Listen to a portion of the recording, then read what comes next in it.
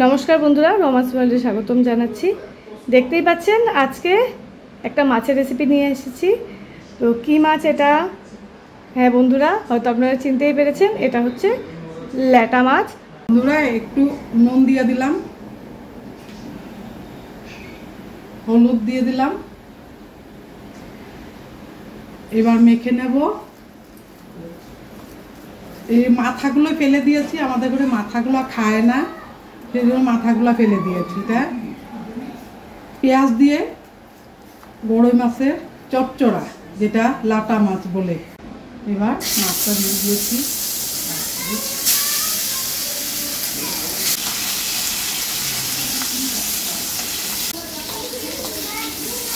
মাছটা ভাজা হয়ে গেছে, এবার আমি নুনটা কমিয়ে দিলাম, মাছটা নামিয়ে ফেললাম।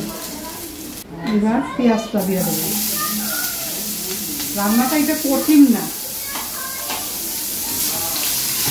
কিন্তু এবার কাঁচা লঙ্কাটা দিয়ে দিলাম, ভাজা ভাজাও হয়ে যাবে, এর সঙ্গে ঝালটাও উঠে যাবে। হ্যাঁ, কাঁচা লঙ্কার ঝালের স্বাদটাই আলাদা।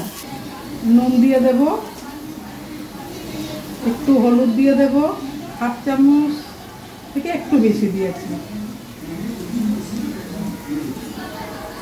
একটু কাশ্মীরি লঙ্কার গুঁড়ো দিলাম, দিয়ে এবার আমি একটু জল অ্যাড করব।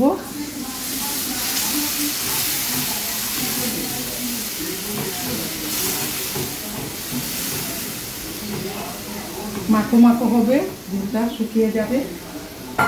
আর খুব হেলদি মাছটা, স্বাস্থ্যের পক্ষেও খুব ভালো। পাতা দিয়ে দেব,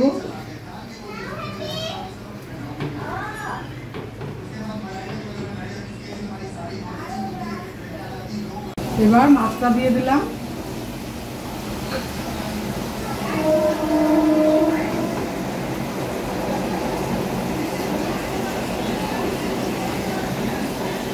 রংটা কিরকম হলো, আপনারা আরো কিভাবে বানান আমাকে কমেন্ট করে জানাবেন।